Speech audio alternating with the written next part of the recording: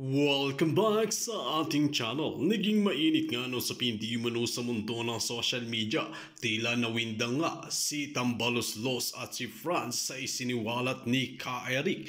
Matatandaan natin mga kaibigan kung paano nga gumalaw ang mga Tambaloslos na ito. Kung paano ang paninira nila kay VP Sara Duterte tungkol di umano sa confidential fund na bineltahan nga ng maraming abogado at maraming attorney at maraming vlogger. At isiniwalat nga nila ang extraordinary expenses nila na sinasabi nila na pinaganda lamang talaga nila ang pangalan. Ngunit allowances lang pala ito ng mga congressman at mga tambaloslos. Kaya naman ngayon ay nagsama-sama ang mga congressman at tambaloslos na ito at sinusuportahan nga si Romualdez. Dito nga natin makikita mga kaibigan na harap-harapan na ang pagnanakaw na ginagawa sa kaban ng bayan, ngunit wala pa rin aksyon itong sikuting ng norte na ito. Ang banat ng maraming netizen, paano talaga aaksyon itong sikuting na ito kung siya mismo ang mastermind at mga protektor ng mga tambaloslos na ito na magnanakaw sa kaban ng bayan? Kaya naman hindi nga ito pinalagpas ni Ka Eric at isiniwalat nila ang totohanan na nangyayari di umano sa bansang Pilipinas at talagang kinagulat nga ito ni Franz at ni Tambaloslos at ng mga iba pang pulpolitiko na ganib sa kapangyarihan na dapat talagang ipakita nila ang libro at ma-audit ito. Sana ay magkaroon ng tapang ang maraming netizen at talagang batikusin ang mga maling katiwalian na ginagawa ng mga pulpolitiko na ito na talagang hindi binabalita sa mainstream media. Well mga kaibigan, para nga sa karagdagang impormasyon, panoorin nga natin ang buong video.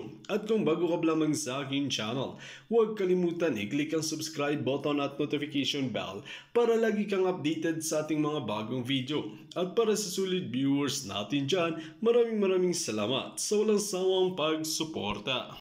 Ito si Franz Castro, tatawa-tawa ka pa Franz Castro, kayo ni Arlene Brosas at Nina Sarate, habang ang nanay umiiyak kinahanap ang anak niya. Bakit hindi niyo idinala at ibinigay ang anak ngayon? Sabihin mo pa ninyo na ano man ang relasyon nila mag-ina, wala kayong karapatan sa panahon na yon at hanggang ngayon para wasakin ang relasyon ng magnanay na Lucena na ito. Alam mo kung bakit din sila tumatawa, no? Hanggang ngayon tumatawa sila. Ang laki pala ng extraordinary funds nila, no? Ang saya-saya nila. At saka natanggalan nila ng confidential funds ang DepEd Secretary natin na kung saan sa mga eskwelahan natin, dyan namamayagpak yung mga yung namamayagpak yan sila sila Raul Manuel, yung recruitment nila. Yung idinidikit ng CPP to sila Franz Castro na nangungurakot daw si Inday. Mayor Inday, no? Hindi siya katulad ninyo. Hindi siya magnanakaw, mga Duterte, no? Ang nangyari nga, no, under her term of office, biro nyo, naging insurgency free ang Davao City. Di ba? Buti nga sa inyo. So Eric, tama ang CPP na ang una nilang ginagawa ay sinisira nila ang pamilya. Kasi ikaw bumalik ka dahil sa pamilya mo. At saka lagi natin naririnig yan. Parang yun yung number one reason ba't nagbumabalik ang mga dating CPP, no? Na sa pamilya, dahil pamilya. Kaya yan tama na yan ang unang sinisira nila. At hindi ko pinagsisihan na balikan ng pamilya. Yeah. It was the best decision. Pinagsisisihan mo yung wasted years of my life sa kanila. At the best years of my life, I could have been a different person sa buhay ko. Although hindi ko pinagsisihan ang ngayong buhay ko. Kasi natuto ako mula sa kanila. Tsaka nagamit mo, Eric. Nagamit ko para sa kabutihan ng buong tsaka talagang dami mo talagang tinik ka talaga sa CPP. Pero the suffering that my mother went through. Kung buhay pa ba ako, hindi yung asawa ko, hindi niya alam nilang hindi mo nakita yung roon. Iyon ang mga grabing sakripisyo na hindi mababayaran. Na hindi ginawa ni Teddy, ni Carol, dahil hindi nila kayang iwan ang pamilya nila, pero kaya nilang wasakin ang pamilya ng iba. Sa pagpaparicruit at pagpapolitime sa dinig ko pa nga dito kay Baba, no? Kay Nato Reyes. Yung anak niya, English pa daw yan. Talagang social. No, pero yung mga anak natin yan, ang binibiktima ng mga yan ang sisirain nila yung buhay. Pero yung mga anak nila, de polvo pa yan, no? Siguro may mga may mga tawag doon, yung may mga yaya.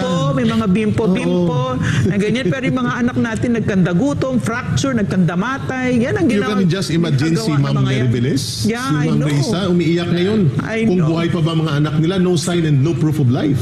Yeah. And then, Brother Franco, tatawa-tawa sila. Yeah. Ito si Franz Castro, isa ito Yeah. sa mga nagpa-press con sa anak ni Ma'am Isay Lucena. Yeah. Sa Habang ang Kongreso. nanay umiiyak sa Senate, Yeah. inilabas nilang anak doon sa Kongreso at kinanlong. At tatawa-tawa ka pa, Franz Castro, kayo ni Arlene Brosas Yeah. at ng Nina Sarate, habang ang nanay umiiyak, kinahanap ang anak niya. Bakit hindi niyo idinala at ibinigay ang anak na yun? Sabihin mo pa ninyo na ano man ang relasyon nilang mag-ina, wala kayong karapatan Yeah. sa panahon na yon at hanggang ngayon para wasakin ang relasyon ng magnanay na Lucena na ito. Alam mo kung bakit din sila tumatawa, no? Hanggang ngayon tumatawa sila. Ang laki pala ng extraordinary funds nila, no? Ang saya-saya nila. At saka natanggalan nila ng confidential funds ang DepEd Secretary natin na kung saan sa mga eskwelahan natin, diyan namamayagpak yung mga Yung namamayagpak recruitment yan sila Raul Manuel, yung recruitment nila. Correct. Kaya sila masaya ngayon. Tapos nabaliktad pa nila, no? Yung ingay nila, dinidikit nila yung pagka-corrupt nila, dinidikit nila sa Vice President na sila Correct. mismo ang gumagawa. At no? sabi nila, successful, bumaba ang Yeah. trust rating at approval rating ni Inday Sara Duterte dahil sa kanila. Ano kaya ang trust rating ninyo? Ano trust rating ninyo sa tingin Ay, nyo? nako, Ha? sabi namin. 2025, antayin nyo. Yun. Brother Franco. Antayin yun, Dahil dyan, 2025. meron pa tayo. Balik tayo sa ating Isa pa. balitang undas. Lahat ididikit natin sa kanila. Kasi totoo naman kasi. no? Dinikit talaga natin yan. At yung isa nga, dinikit din nila sa ating Pangulo. Despite daw, in spite sa pag-atake daw ng Pangulo, mataas pa rin daw ang rating ng isa? House Speaker. Oh, alam na. Alam na. Dinidefend nyo na si Speaker? Bakit? Oo, sila. Ginagawa ba yun si CPP? Sila nag-defend yung Eric, tatlo na to. question. So, Tatlo. sinasadya ba nila yon yung pag-defend kay Speaker Romualdez para masira si Speaker? Kasi alam nila, kiss of death sila eh. Yeah. Alam na ng taong bayan na lason itong tatlong ito, di ba? So, sinasadya ba nila yon? Hindi, kalos dito, ma'am. Hindi sila nakakaramdam ng ganung damdamin.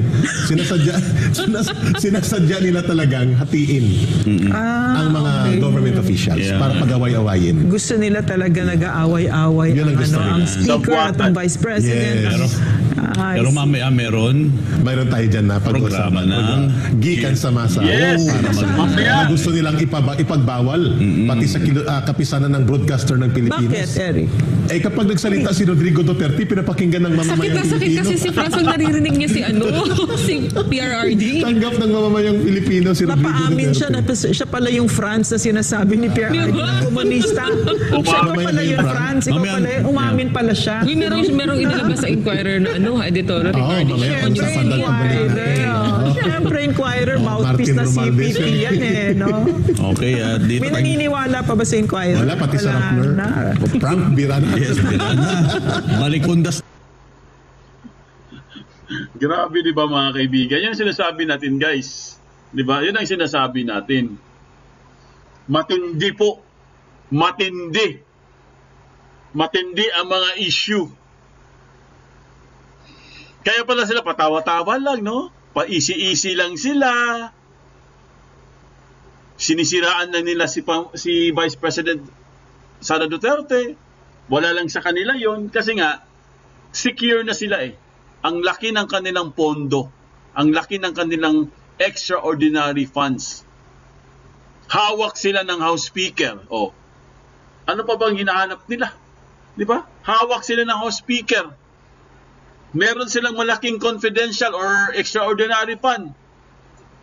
May mga pera sila, hawak, budget, galing po sa taxpayers' money. Di ba?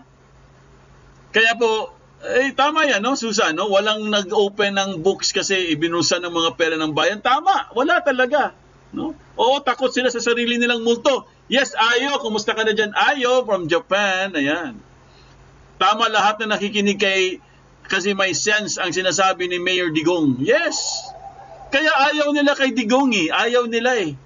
Ayaw nila na may gikan sa masa para sa masa. Kasi nga guys, pag nagsalita na po si Tatay Digong, wala na.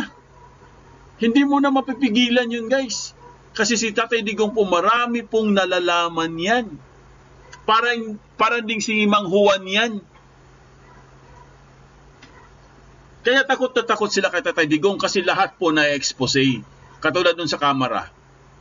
Si Tatay Digong nag-expose nun, di ba?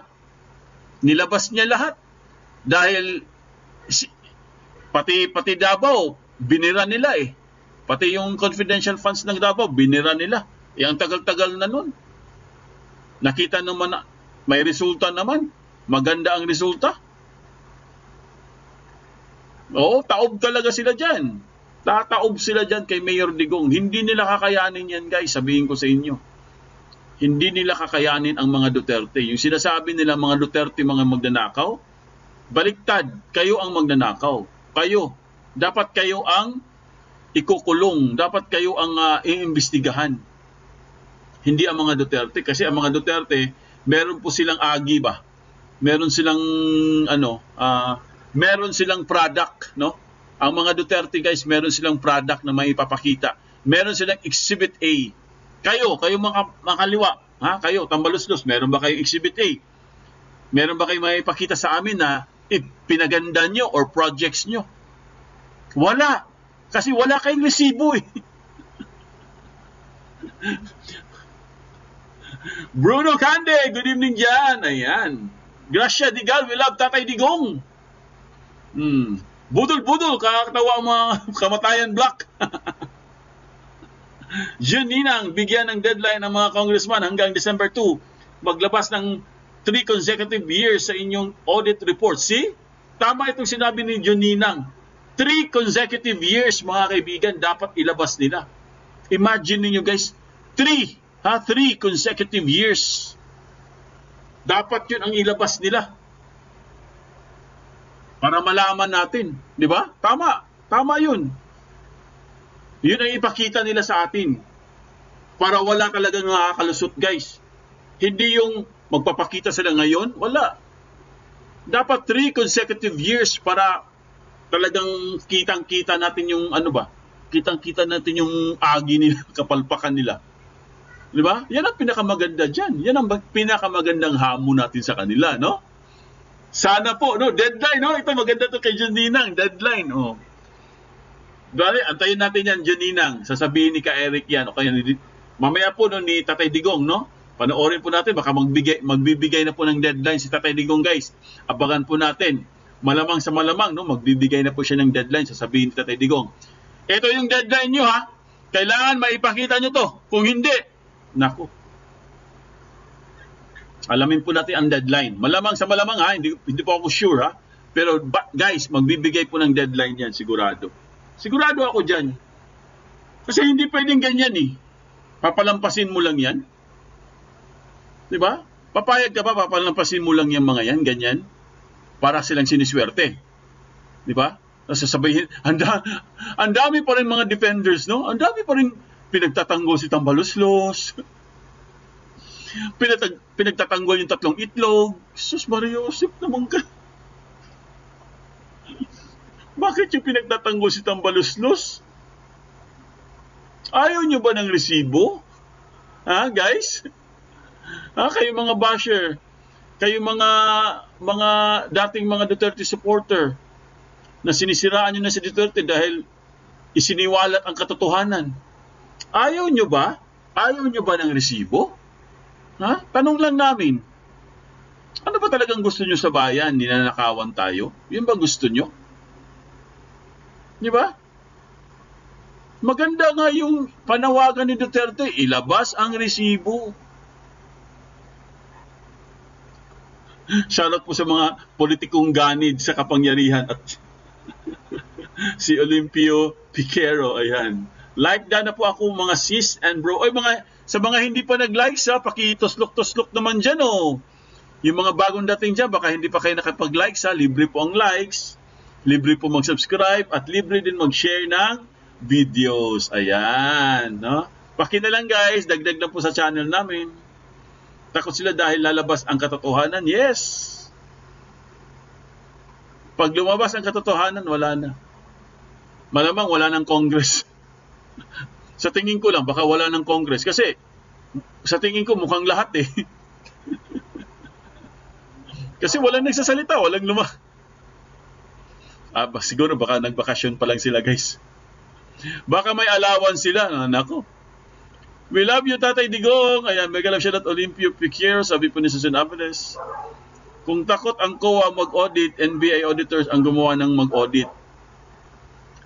May nakahanda na dyan, Junina. May nakahanda na dyan. Alam ko ang COA hindi mag-audit yan eh. Kasi i-audit din sila eh. No? I-audit din sila eh. Yung audit, sino mag-audit sa mga audit? Sino mag-audit sa nag-audit? Di ba? Ganun yan eh. Sir, tama, ilabas ang mga resibo para magkaalaman na, yes, Reco TV. Importante resibo. Oo. Wag nating kalimutan yan, guys. Wag tayong magbukhang magbukhang mga syunga-syunga lang tayo dito, no? Sigaw tayo ng sigaw, salita tayo ng salita, tapos at the end of the day, kakalimutan lang natin. Parang, okay na, hayaan mo na yan. Parang yun kasi yung gusto nila eh. Hayaan nyo na yan. Para naman kayong sasabihin nila, pare-pareho lang naman sila, hayaan nyo na yan. Pare-pareho daw, kaya hayaan nila. Mga bugok talaga mga iniisip nila. Mga bugok. So yun po mga kaibigan, mamaya po mayroon pong gikan sa masa para sa masa mga kaibigan. Sabay-sabay po natin panonoorin yan. Sana po matuloy, no? Kasi last time hindi natuloy, no? Sana po matuloy, no? Huwag na tayo umasa. Pero sana po. Malamang sa malamang guys, ang sasabihin ni Tatay Digong dyan, deadline. Kasi November na ngayon mga kaibigan, ang sabi po ni Ka-Eric, bago po matapos ang taon, meron na pong masasampulan. Itong 3 itlog kasi yung unahin dyan eh. Kaya di ba nag-joke nga ako, sabi ko, isama na rin si Tambaluslos. Papayag kaya yun si Tambaluslos, isasama mo. Malamang ngayon pa lang si Tambaluslos, akala mo ang bait-bait no?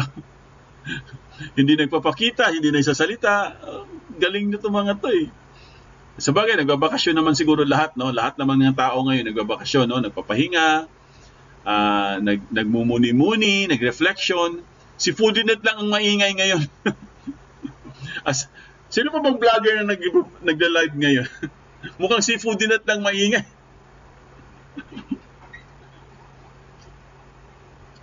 Pwede pabayaan na lang kasi mamimihasa sila. Di pwede pabayaan kasi mamimihasa nga sila. Good evening, Sir Foodienet, Josephine Andres, ayan, si Faisal de la Maligad, hello, ayan. Kaya nga hanggang province garapalan din ang korupsyon. Walang liquidation eh. Hanggat walang liquidation yan, hindi matatapos ang korupsyon. Sila na nag-audit na sa bulsa na walang resibo. Yes, Hermini A. San Juan, di ba tawag pa nga sa kanila, self-auditor? Di ba sino nagsabi nun? Self-auditor, di ba si Digong? Sila mismo ang nag-audit sa sarili nila. Tuslok na foodie. Gracia Digal, maraming salamat. Yung sa mga hindi pa nagtuslok, pakituslok naman, pakidagdagan naman natin, guys, Mercedita, Bobo, Sir Foodie, tanong po, naibalik na ba yung pera ng SSS na ibang, ayan siya na nilagay sa Maharlika scam ng magnanakaw na Sandro? Hindi ko alam yan, Mercedita, Bobo, anong nangyari dyan? Mukhang nagkakalimutan na rin. Rosie Espelita, di pwede bayaran na lang kasi mamimihasa sila. Yes, Bruno Cande, yung kababayan lang niya sa Tacloban o mga kaibigan ni Tambaluslos. Ayan, Chrissy Brooks, of course, number 1 Tambaluslos. Ay, nako, Tambaluslos. Tambaluslos, bumigay ka na kasi. Itong si Tambaluslos kasi nagpapapresyo pa eh. Ganon din naman yan. Di ba? Makukulong ka rin naman. 100 years. Tony De Leon. Ayan, good evening from Nigeria. Galing may taga Nigeria pa pala tayo, guys. Tuloy-tuloy lang tayo mga kaibigan. Mamaya po alas 10 po ang gikan sa masa para sa masa. Sabay-sabay po natin panonoorin. Sana po matuloy Hindi ko lang sure guys Sabi lang. Pero dati kasi hindi natuloy Pero sana ngayon, para talagang malaman na natin kung anong deadline nitong mga Tambaluslos na to. Para matigil na yung yung ano natin, yung magkaroon natin ng peace of mind. No? Good evening, Idol and everyone. This is Amanuma. Ayan. Pwede pa kayo mag-comment? Pwede pa kayo magtanong? Yan, oh. Umpisahan nyo na. Kumusta pala undas nyo, guys? Ayos ba undas nyo? Kumusta po yung bumisita ba kayo, guys, sa mga sementeryo? Yung mga ano, yung mga binisita nyo ba yung mga loved ones nyo? Tambalos yan, si Tambalos. Hey, here's Rosie Esperita. Ayan.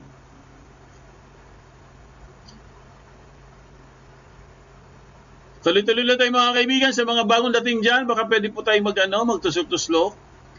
Quiet si Tambalos-los dahil totoo ang mga ginagawa niyang kabalastugan sa taong bayan. Yes, Ayo. Tama.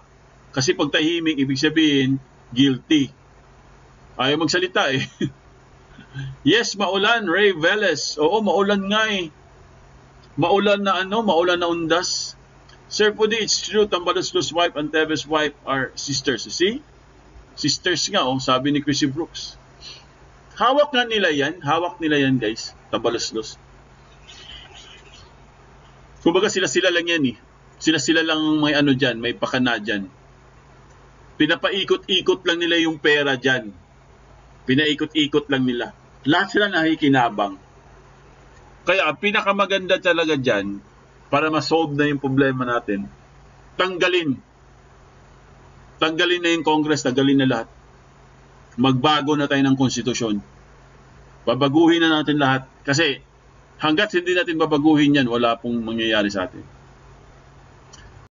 Dito nga natin makikita mga kaibigan kung gaano nga talaga katapang si Ka Eric na batikusin ang mga tambalos-los na ito at isiwalat ang kanilang mga karumal-dumal na gawain. Kailangan talaga natin ng mga ganitong tao na matatapang na isiniwalat ang mga kamalian na ginagawa ng ating pamahalaan dahil kung walang magsasalita ay talagang walang aksyon na mangyayari sa atin at magiging kawawa ang bansang Pilipinas at maluluklok na naman tayo sa utang at talagang mababaon talaga sa kahirapan ang mga farmers, fishermen at mga iba pa na nagbabayad ng mga taxes na binubulsa lamang ng mga tambalos-los na politiko na ito.